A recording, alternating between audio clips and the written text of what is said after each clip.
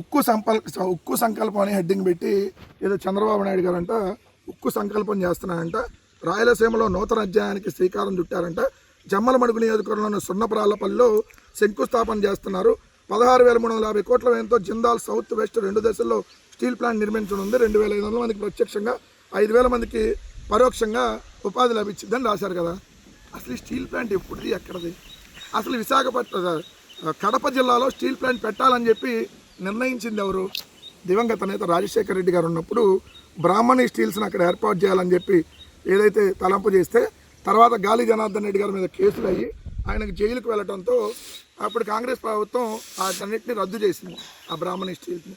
దాని తర్వాత జగన్మోహన్ రెడ్డి గారు ముఖ్యమంత్రిగా ఉండగా 2019వ సంవత్సరం ఏదైతే డిసెంబర్లో సున్నపురాళ్ళ వద్ద శంకుస్థాపన చేసి ఆ ప్రాజెక్టుకి సంబంధించింది. దాని తర్వాత కోవిడ్ రావటం, కోవిడ్ వల్ల కొంత ఏదైతే కొన్ని సంవత్సరాలు లేట్ అవ్వటము, 2 సంవత్సరాలు దాదాపుగా కోవిడ్ వల్ల మళ్ళీ 2023 ఫిబ్రవరి 15న జేఎస్డబ్ల్యూ సంస్థతో కలిసి జగన్మోహన్ రెడ్డి గారు భూమి పూజ చేయటము.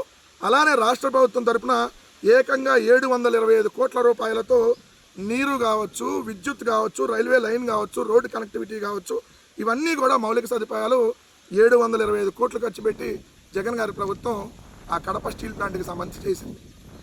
అలానే జిందాల్ సంస్థ సైతం దాదాపుగా 1,300 కోట్ల రూపాయలు ఖర్చు పెట్టి ఫ్యాక్టరీలో వివిధ పనులు చేసింది. కానీ ఇప్పుడు నువ్వు 2 సంవత్సరాలుగా ఆ జిందాలు సంబంధించినటువంటి వాళ్ళ మీద కేసులు పెట్టి వాళ్ళని వేధించి ఏదైతే హనీ ట్రాప్ నటి జత్వానీతో కలిసి మీరంతా ఇదేసి ఇప్పుడు ఆ ప్రాజెక్టును ముందుకెళ్ళనీయకుండా 2 సంవత్సరాలు ఆపారు. ఈరోజు చెల్లికి జరగాలి మళ్ళీ పెళ్లిలాగా శంకుస్థాపనలు అయిపోయి అక్కడ పనులు జరుగుతున్న దానికి మళ్ళీ వెళ్ళి సిగ్గు లేకుండా ఎట్ట శంకుస్థాపన చేస్తున్నావు చంద్రబాబు నాయుడు గారు? ఎట్ట సిగ్గు లేకుండా శంకుస్థాపన చేస్తున్నావు? ఆల్రెడీ పనులు జరుగుతూ ఉన్న దగ్గరికి వెళ్ళి మళ్ళీ శంకుస్థాపన చేసి ఈరోజు క్రెడిట్ చోరీ చేయాలనేటటువంటి తాపత్రయం చూస్తుంటే ఇక ఎంత దారుణంగా దిగజారిపోయారంటే, పిల్లలు పుట్టినాక వాళ్ళకి పేర్లు పెట్టినాక వాళ్ళు స్కూల్కి వెళ్తున్నాక కూడా వెళ్ళి మళ్ళీ ఈయనేదో స్కూల్ కొత్తగా జాయిన్ చేసినట్టుగా బిల్డప్ ఇచ్చినట్టు ఉంది.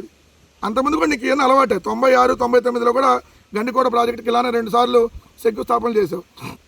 శంకుస్థాపనలు చేయటం తప్ప ఏ రోజు ఒక పనులు చేసినటువంటి దాఖలాలు నీ దగ్గర లేవు. ఈరోజు క్రెడిట్ నొక్కేసేటటువంటి కార్యక్రమం. ఉక్కు సంకల్పం అన్నావు కదా, మరి విశాఖపట్నం స్టీల్ ప్లాంట్ ఎందుకు 34 వివాహాలు ఇప్పటికే ప్రైవేటీకరణ అయినాయి? మరి సంకల్పించాలి కదా, మరి ఉక్కు సంకల్పం నువ్వు కూడా ప్రభుత్వంలోనే ఉండేటట్టుగా ఎందుకు చర్యలు తీసుకోవట్లా? చెప్పేటటువంటి మాటలకి చేసేటటువంటి పనులకి ఈ కూటమి ప్రభుత్వానికి అసలు సంబంధం ఉండదు. ఇచ్చేది బిల్డప్, ఇక్కడ చూస్తేనేమో బోడిగుండి పరిస్థితి ఉంటుంది. అది వాస్తవం.